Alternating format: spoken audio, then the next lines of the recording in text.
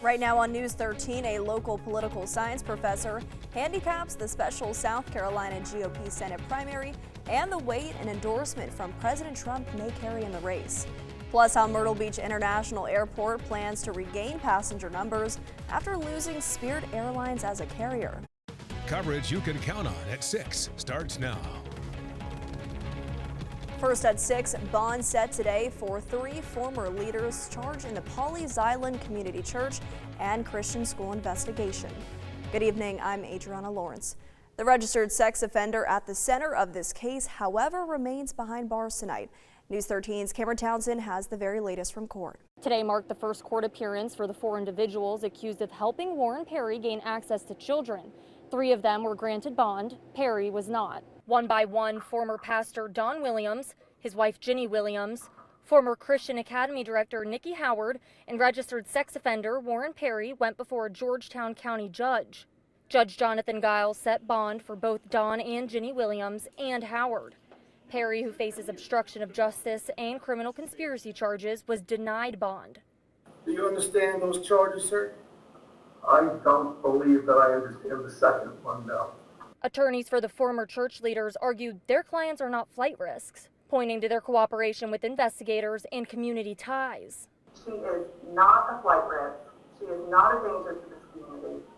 And Your Honor, the South Carolina Constitution says that she and every other defendant are entitled to a bond when it's a nonviolent crime. Outside the courtroom, the teacher who says she first alerted authorities says she's looked forward to seeing how this case would move forward. I was grateful to hear the charges yesterday. I mean, you reap what you sow. I feel like these people need to be held accountable. And I feel like we're only just now getting started. I feel like there are more that are going to come to light. All 4 defendants are due back in court in late September and October for mandatory appearances. This is an ongoing investigation, and we'll have more coverage for you at 11. Reporting in Georgetown County, Cameron Townsend, News 13. Cameron, thank you. And today we learned about a second lawsuit filed against Pawleys Island Community Church and its school. The lawsuit also names now former pastor Don Williams, his wife Ginny, and now former school director Nikki Howard. A family claims their child was abused by Perry back in 2022, but school leadership dismissed the report despite knowing his criminal history. Now, this lawsuit is separate from a $25 million class action lawsuit filed against the church last week. You can read about both filings at WBTW.com.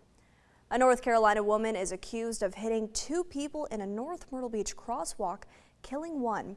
Police charged Danya Little with felony DUI, resulting in death and great bodily injury. The wreck happened Saturday night in front of the Avista Resort on North Ocean Boulevard. The Horry County Coroner's Office says 77-year-old Lloyd Shelton was killed. Police say he and the other person were legally crossing the road when they were hit. Little is in jail on a $300,000 bond. News 13 is your local election headquarters, and the filing period is now open for the South Carolina special Republican primary election scheduled for August 11th. Several candidates already announced to run, including interim Senator Darlene Graham, who was appointed to finish her late brother Lindsey Graham's term. News 13's Morgan Baker is live in the newsroom tonight. And Morgan, you spoke with a political science professor from Francis Marion University about the interim senator's chances. Adriana, I spoke with Dr. David White, who says President Donald Trump's endorsement of Graham gives her an advantage but does not guarantee she'll win. Besides Graham, state representatives Russell Fry and Ralph Norman have also thrown their hat in the ring. And White says he's heard talk that former Governor Mark Sanford is interested in running. White says Fry and Norman will need to campaign outside their congressional districts if they want to win, but Sanford could be one to watch if he enters the race, as he has already been previously elected statewide. As for Graham, White says she will need to campaign across the state as well, and while Trump's endorsement will help, the weight of that endorsement will depend on whether or not the president chooses to endorse any other candidates. It would be interesting to know what transpired for him to do that, if it was a spur of the moment thing, or maybe he said, hey, listen, I'll support you, but I need you to do this in the Senate. Who knows if there's any type of agreement there. I really have no clue, but it depends. I think it really depends on how hard he wants to push this. Again, the special election is scheduled for August 11th. You can count on News 13 for updates leading up to and on election night. Live in the newsroom, Morgan Baker, News 13. Morgan, thank you. South Carolina's June unemployment numbers are now out. The state's jobless rate is 4.4%, marking a fourth straight month of lower numbers. On your screen here are the numbers for our part of South Carolina. Florence and Horry County have the best rates in our region, tied at 4.7%. Marlborough County has the highest unemployment in our area, and the entire state at 7.4%. North Carolina's rate also ticked down slightly to 3.6%. The national average is 4.2%. Myrtle Beach International Airport officials are breaking down how they plan to bounce back after a loss of passengers this summer. News 13's Gabby Jonas reports. Summertime being the busiest time for airport travel here, Myrtle Beach International has seen a dip in passenger numbers. The cause? The loss of one major airline. Part of the problem with that is going into the summer season with Spirit closing operations so close to the summer season, the other air carriers weren't able to kind of rebound or add additional capacity at the last minute. After Spirit's nationwide shutdown on May 2nd, MYR officials say the airport continues to feel the loss. The iconic yellow planes were the airport's largest carrier over the last 15 years.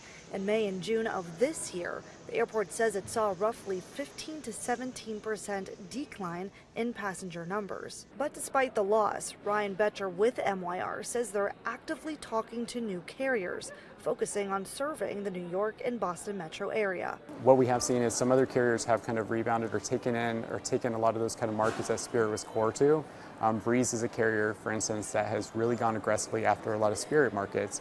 And it's a new airline that has a lot of growth potential here at Myrtle Beach. Betcher says although it's been tough, MYR hopes the change will allow more markets to become more viable. People who live in Myrtle Beach have their own ideas about what may be to blame for a dip in Myrtle Beach travel this year. I think different factors. I think the economy. I think with Spirit Airlines no longer being in Myrtle Beach and no longer being throughout the country. I also think maybe the weather. It's been so hot and dry. And that's what and Myrtle Beach is also a driving destination. Betcher says he hopes going into next summer, the airport will be able to see more nonstop flights from major cities to help bounce back from the loss of passengers this year. Reporting at MYR, Gabby Jonas, News 13. Gabby, thank you. The retiring president of Horry Georgetown Technical College will take a similar position in the PD. Dr. Marilyn Ford was appointed acting president of Florence Darlington Technical College. Ford became HGTC's president in 2017 and will retire at the end of the month. She also has a connection to Florence Darlington Tech. Her late husband, Fred Ford, was that school's first president. In tonight's Growth Tracker, Florence County leaders are going over plans to help protect and conserve areas of Florence County. As the county grows, leaders say they want to make sure it does not lose its natural beauty. News 13's Eric Cooper is live in Florence for us tonight. And Eric, you spoke with one county leader who has spearheaded this idea from the very start.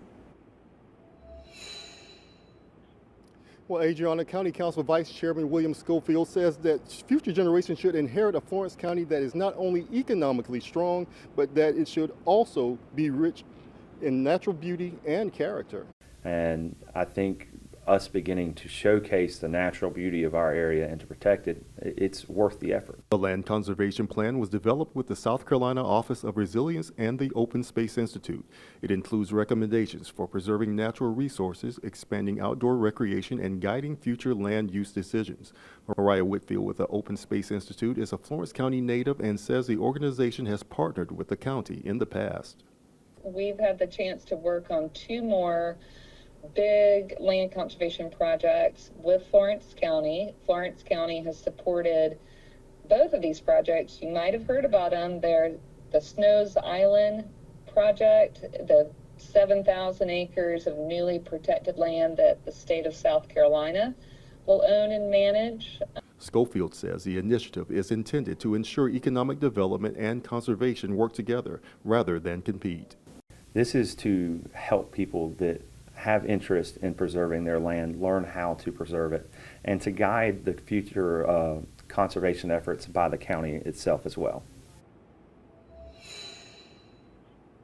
Now, Schofield says growth and development should not come at the cost of what Florence County already has to offer. The next Florence County Council meeting is August 20th at the Florence County Complex. Reporting live in Florence, Eric Cooper, News 13. Eric, thank you. Next on News 13, an update on football fields being added to one PD Sports and Recreation Complex. And Krista has your most accurate forecast when News 13's local coverage you can count on continues.